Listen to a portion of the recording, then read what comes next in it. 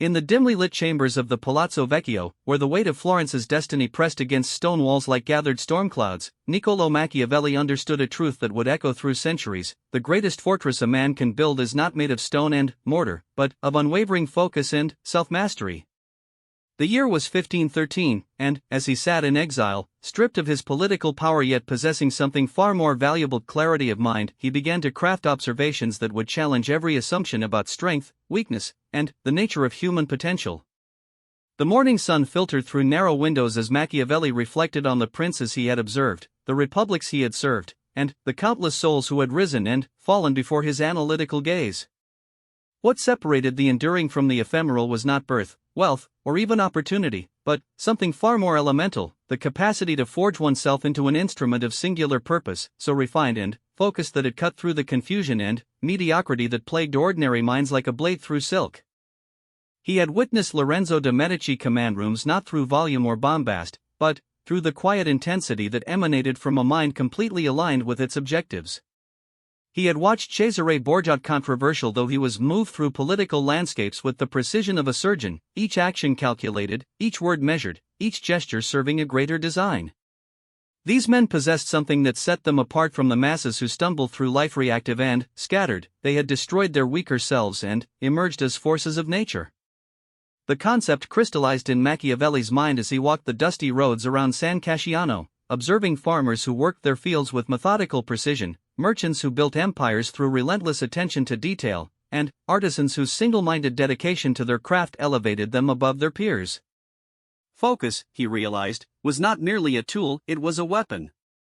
When wielded with sufficient intensity, it became so formidable that it intimidated those comfortable with mediocrity, so sharp that it cut through the fog of confusion that surrounded average minds like morning mist. But focus alone was insufficient. Machiavelli understood that true power came from something deeper: the courage to identify and systematically destroy every aspect of oneself that served weakness, fear, or compromise. This was not the dramatic self-destruction of tragedy, but the surgical precision of a master craftsman removing flaws from precious metal. It required looking into the mirror of honest self-assessment and recognizing that the greatest enemy was not external opposition, but internal contradiction. The weak self, the collection of fears, excuses, reactive impulses, and comfortable limitations, was a liability that successful individuals could not afford to maintain. It was the part that sought approval over truth, comfort over growth, immediate gratification over long-term vision. It was the voice that whispered reasons why bold action was impossible, why standards should be lowered, why excellence was unrealistic. This weak self was not merely an inconvenience. It was a vulnerability that opponents could exploit, a crack in the foundation that would eventually bring down any structure built upon it. As Machiavelli continued his contemplations, walking the same paths where Roman legions had once marched with disciplined precision, he began to understand the mechanics of transformation. The process of destroying the weak self was not a single dramatic moment but a series of daily choices, each one building upon the last, each one reinforcing new patterns of thought and action. It required the development of what he would later recognize as strategic patience, the ability to endure short-term discomfort for long-term positioning. He recalled conversations with Francesco Vettori, his friend in Rome, who had mentioned how certain cardinals possessed an almost supernatural ability to remain focused on their objectives despite the swirling chaos of Vatican politics. These men had learned to compartmentalize their attention, to filter out irrelevant noise, and to maintain clarity even when surrounded by confusion and competing demands. They had trained themselves to think in terms of systems rather than reactions, strategies rather than impulses. The intimidation that focused individuals generated was not born of aggression or dominance in the conventional sense, but from something more subtle and, ultimately more powerful: the unsettling effect of encountering someone who had achieved internal alignment. When average minds, accustomed to internal contradiction and scattered attention, encountered someone operating from a place of unified purpose, the contrast was stark and often uncomfortable. It forced them to confront their own lack of direction, their own acceptance of mediocrity, their own comfort with weakness. This intimidation manifested in various ways. Some responded with admiration and sought to understand the source of such focus. Others reacted with resentment, attempting to diminish or undermine what they could not comprehend or achieve. Still others simply avoided such individuals altogether, instinctively recognizing that proximity to such intensity would require them to examine their own choices and, potentially, demand more of themselves than they were prepared to give. Machiavelli observed this dynamic playing out across all levels of society. In the merchant quarters of Florence, certain traders commanded respect not through wealth alone but through their reputation for unwavering standards and precise execution. Their competitors might possess equal resources, but they lacked the mental discipline to maintain consistent excellence. They allowed emotions to cloud judgment, permitted distractions to fragment attention, and accepted good enough when excellence was possible. The political arena provided even starker examples. Machiavelli had watched promising leaders falter not because they lacked intelligence or resources, but because they failed to eliminate the weak aspects of their character. They sought to please everyone and ended up serving no one effectively. They allowed fear of criticism to water down their vision. They compromised their principles for short-term gains, not realizing that each compromise weakened their foundation and made them more vulnerable to future challenges. The transformation required to move from scattered mediocrity to focused excellence was not for the faint of heart. It demanded honest confrontation with every comfortable lie, every convenient excuse, every rationalization that had previously provided refuge from the demands of excellence. It meant developing the capacity to sit with discomfort, to pursue objectives even when enthusiasm waned, to maintain standards even when no one was watching. But the rewards of this transformation extended far beyond external achievement. Machiavelli recognized that individuals who had successfully destroyed their weak selves experienced a kind of liberation that was almost impossible to convey to those who had not undertaken the journey. They were no longer prisoners of their impulses, no longer vulnerable to the emotional manipulations that controlled average minds, no longer dependent on external validation for their sense of worth and direction. This internal freedom translated into external power in ways both subtle and profound. Such individuals could not be threatened by social pressure because they had moved beyond the need for universal approval. They could not be deterred by temporary setbacks because they understood that obstacles were simply data points in a larger strategic framework. They could not be manipulated through fear because they had already confronted and mastered their deepest anxieties. As autumn settled over the Tuscan countryside and Machiavelli continued his reflections, he began to see the full scope of what he was observing. The focused individual who had eliminated internal weakness became a force that operated according to different rules than those governing ordinary social interaction.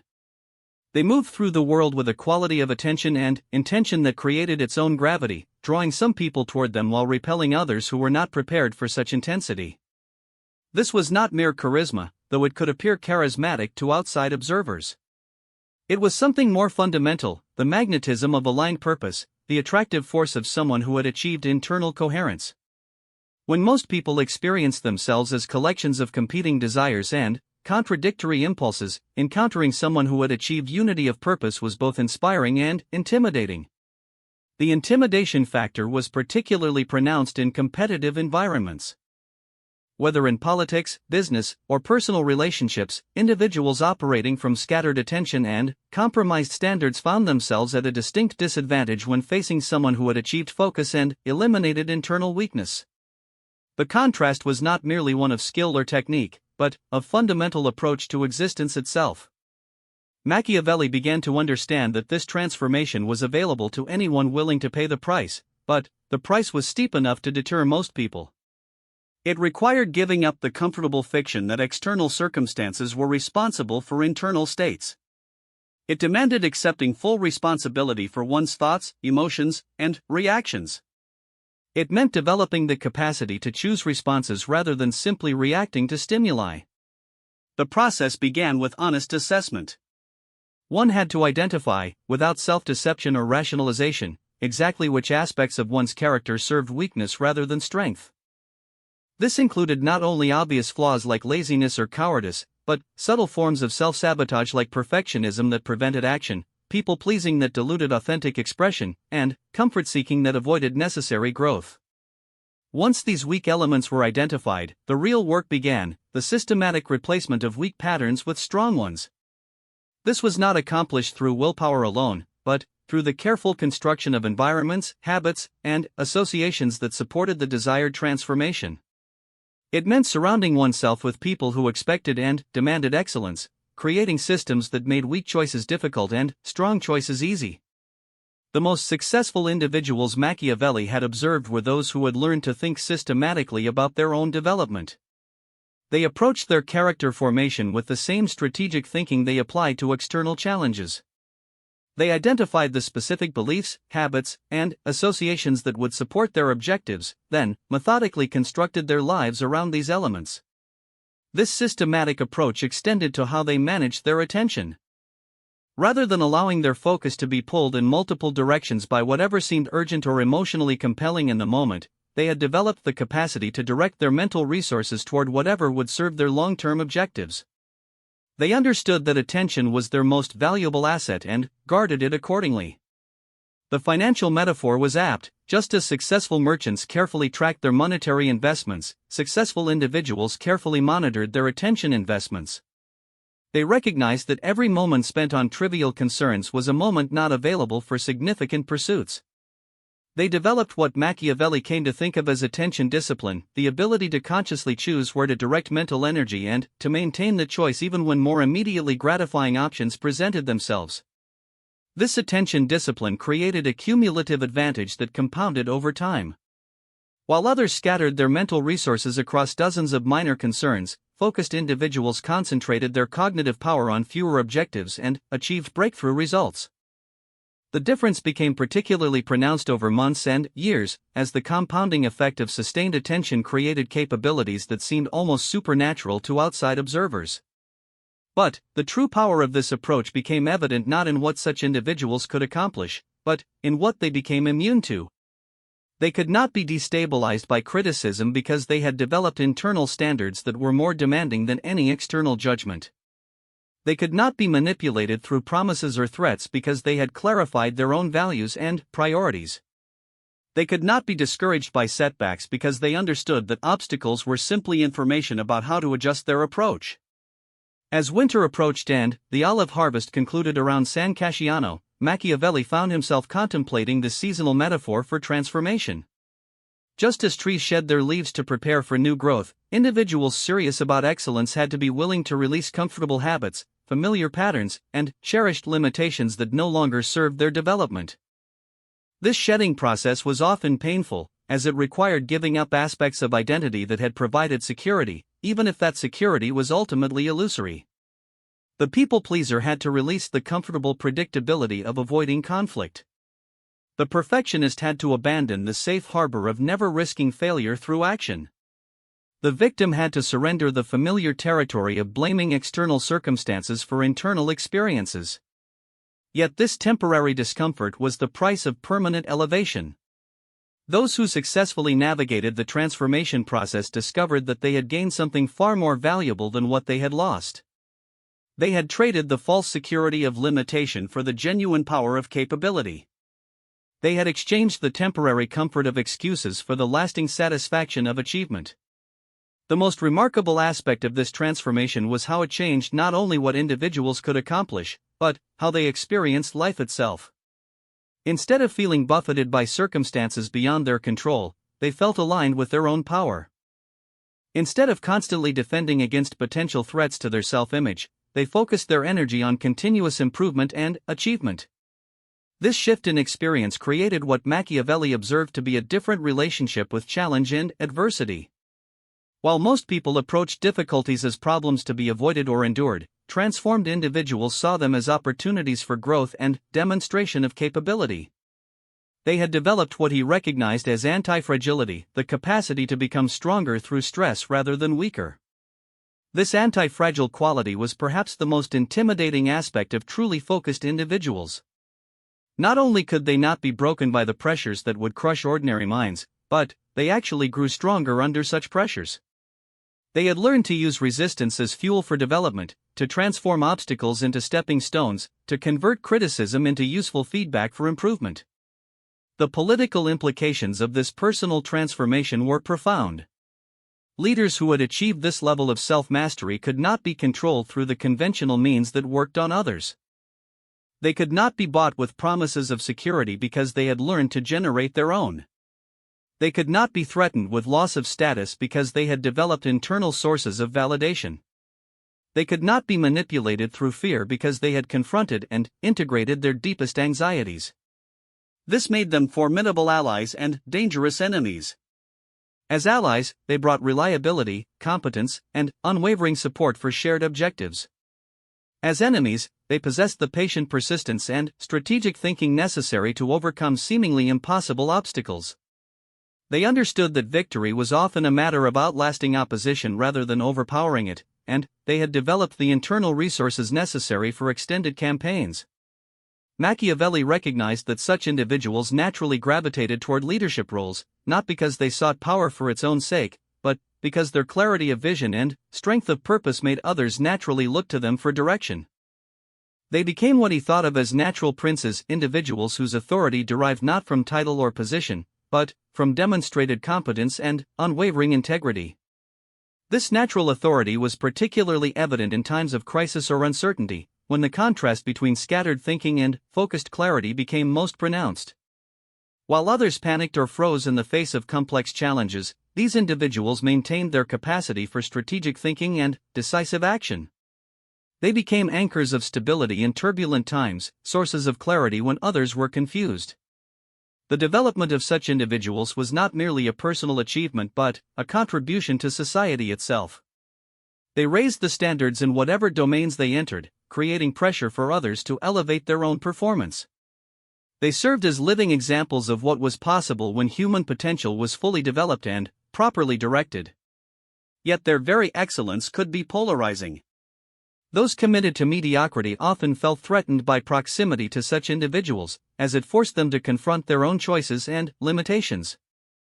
This created natural selection pressure in social and professional environments. Excellence attracted excellence while repelling those comfortable with compromise.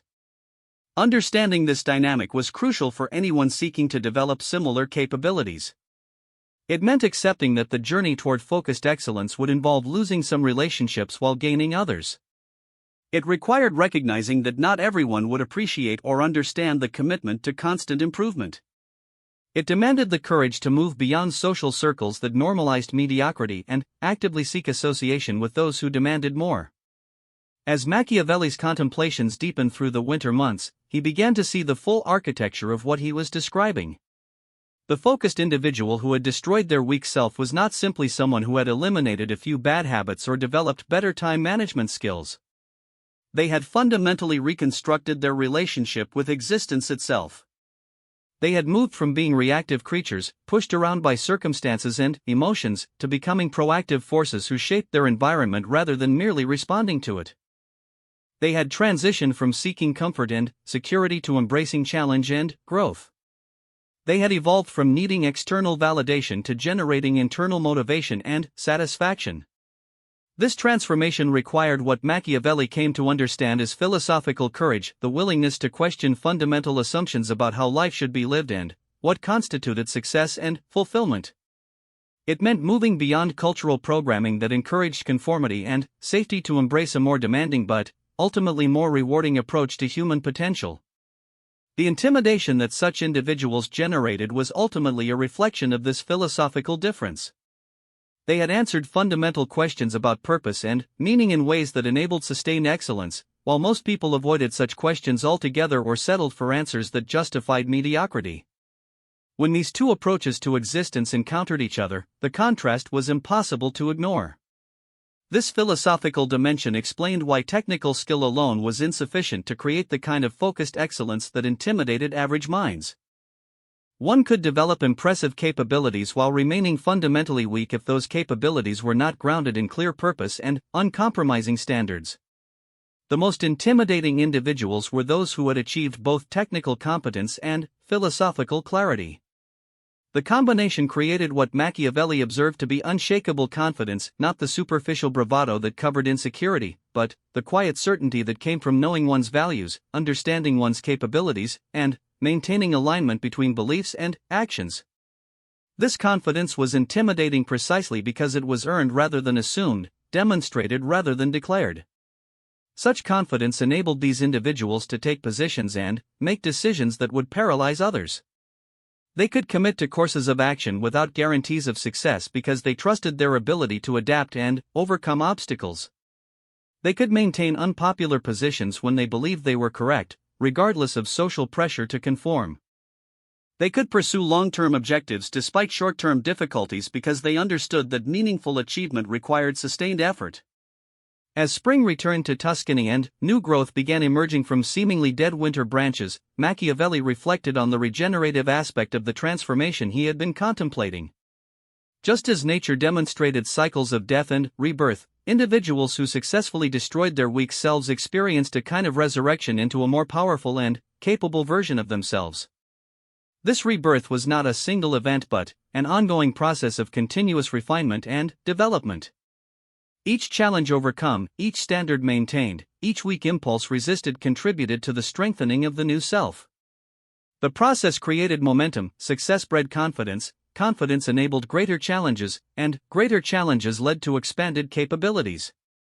The individuals who sustained this process over years and decades became formidable forces in whatever domains they chose to enter. They developed what Machiavelli recognized as compound expertise, not just knowledge or skill in specific areas, but wisdom about how to achieve excellence in any domain they chose to master. They understood the universal principles underlying all achievement and could apply them effectively regardless of specific circumstances. This transferable wisdom was perhaps the most intimidating quality of all. While others remained trapped within the limitations of their current knowledge and experience, these individuals possessed the meta-skills necessary to master new challenges rapidly and effectively. They could enter unfamiliar territories and quickly identify the key leverage points that would enable success. The source of this adaptability was their relationship with learning itself. They had moved beyond the fixed mindset that saw ability as static to embrace what Machiavelli observed to be a growth orientation that treated every experience as educational. They collected failures as data points, analyzed successes to identify replicable principles, and maintained constant curiosity about how to improve their approach. This learning orientation extended to their relationship with other people. Rather than seeing others as competition to be defeated or validation to be sought, they viewed human interaction as opportunity for mutual development and achievement. They sought mentors who could accelerate their growth, peers who could challenge their thinking, and protégés who could benefit from their experience. Their ability to form productive relationships was enhanced by their emotional stability. Having destroyed the weak aspects of themselves that generated unnecessary drama and conflict, they could engage with others from a position of strength and abundance rather than neediness and insecurity. They offered value rather than seeking it, created solutions rather than contributing to problems. This emotional stability was not emotional numbness, they remained fully capable of passion and enthusiasm. But their emotions served their objectives rather than controlling them. They could feel anger without being consumed by it, experience disappointment without being defeated by it, enjoy success without being intoxicated by it. The practical implications of this emotional mastery were enormous. They could negotiate from positions of strength because they were not desperate for any particular outcome. They could lead effectively because their decisions were based on strategic thinking rather than emotional reactions. They could maintain long-term relationships because they were not constantly seeking external validation or creating unnecessary drama. As Machiavelli's year of contemplation drew toward a close, he found himself marveling at the elegance of what he had discovered. The path to becoming truly formidable was not through domination of others, but through mastery of oneself. The way to become undefeatable was not through building impenetrable defenses, but through eliminating internal vulnerabilities. The method for intimidating average minds was not through aggression or manipulation, but through demonstrating what was possible when human potential was fully realized. This realization carried profound implications for how one should approach life itself. Instead of focusing primarily on external achievements, wealth, status, recognition, the wise individual would invest first and most heavily in internal development. They would understand that all external success was ultimately dependent on internal capacity, and that the most reliable path to lasting achievement was through the systematic development of focus, discipline, and character. The intimidation factor that resulted from this approach was not an end in itself but a natural byproduct of authentic strength. Just as a master swordsman did not need to threaten others to command respect, the individual who had achieved genuine self-mastery commanded attention and deference through their demonstrated capability rather than their stated intentions. This authentic power was different in quality from the forced compliance that came through fear or manipulation. It inspired rather than oppressed, elevated rather than diminished, attracted rather than repelled those who shared similar aspirations for excellence. It created positive pressure that encouraged others to rise to higher standards rather than negative pressure that sought to tear down opposition. Understanding this distinction was crucial for anyone seeking to develop similar capabilities. The goal was not to become intimidating for its own sake, but to become so focused and capable that intimidation was an inevitable side effect. The aim was not to make others feel small, but to become so large in capability and character that one's presence naturally commanded respect. This required maintaining humility even as one developed formidable capabilities. The most effective individuals Machiavelli had observed combined uncompromising standards for themselves with generous encouragement for others. They demanded excellence in their own performance while remaining patient with those who were still developing. They maintained fierce discipline in their own lives while showing compassion for human weakness in others. This balance between strength and humility was perhaps the most sophisticated aspect of the transformation.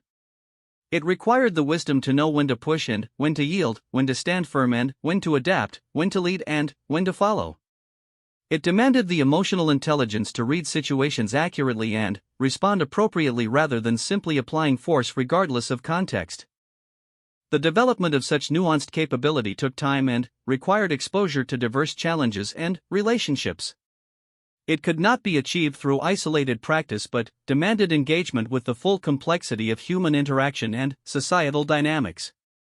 This meant that the journey toward focused excellence was necessarily a social and practical endeavor rather than merely a personal or theoretical one. As Machiavelli concluded his extended reflection, he understood that he had discovered something both simple and profound. The path to becoming truly formidable was available to anyone willing to pay the price, but the price was steep enough to ensure that few would actually undertake the journey. It required giving up comfortable weaknesses, embracing uncomfortable growth, and maintaining standards that most found too demanding. Yet for those who did undertake this transformation, the rewards extended far beyond what could be measured in conventional terms. They gained not just external effectiveness but internal freedom. They achieved not just respect from others but genuine self-respect. They developed not just impressive capabilities but authentic confidence in their ability to handle whatever challenges life might present. The man or woman who destroyed their weak self could indeed never be destroyed by others, for they had eliminated the internal vulnerabilities that external force typically exploited. They had become anti-fragile, growing stronger under pressure rather than weaker. They had achieved the kind of focused excellence that naturally commanded respect and, yes, intimidated those comfortable with mediocrity. This was not the intimidation of the bully or the tyrant, but the intimidation of demonstrated excellence. It was the uncomfortable feeling that average minds experienced when confronted with evidence of what they could become if they were willing to demand more of themselves. It was the recognition that their limitations were largely self-imposed and that others had found ways to transcend similar constraints. In the end, Machiavelli realized, the greatest service such individuals provided was not their direct contributions, significant though these might be, but their existence as proof of human potential. They served as living demonstrations that the constraints most people accepted as inevitable were often nothing more than habits of thought that could be changed with sufficient determination and proper methodology. Their very presence in the world expanded possibilities for everyone, even those who might feel intimidated by their example. They proved that excellence was achievable, that focus could be developed, that weakness could be overcome, and that ordinary human beings could transform themselves into extraordinary forces for achievement and positive change. This was Machiavelli's ultimate insight, that the individual who had achieved true self-mastery became not just a formidable presence in their own right, but a catalyst for elevation in others. They raised the standards in whatever environments they entered and created pressure for systemic improvement that benefited everyone willing to rise to meet higher expectations. The intimidation they generated was ultimately an invitation, an uncomfortable but necessary challenge to move beyond comfortable limitations and embrace the demanding but rewarding path of authentic excellence. Those who accepted this invitation discovered that what had seemed intimidating from a distance became inspiring from up close, and what had appeared impossible from the perspective of weakness became inevitable from the perspective of focused strength. In destroying the weak self, such individuals had not merely improved their own lives but had contributed to the elevation of human potential itself. They had become living proof that the constraints most people accepted as final were often merely the beginning of true development. They demonstrated that the human capacity for growth, achievement, and positive impact was far greater than commonly supposed. This was the true meaning of Machiavellian wisdom, not the manipulation of others for selfish gain, but the transformation of self for universal benefit. The prince who ruled himself most effectively would naturally command respect from others, not through force or deception, but through the compelling power of demonstrated excellence and unwavering integrity. As the seasons turned and new cycles of growth and development began, Machiavelli's insights continued to resonate through time, offering a timeless blueprint for anyone seeking to transform potential into power, weakness into strength, and ordinary capability into extraordinary achievement. The path remained challenging, but for those willing to undertake the journey, the rewards were both personal and perpetual, a legacy of excellence that would inspire and intimidate in equal measure for generations to come.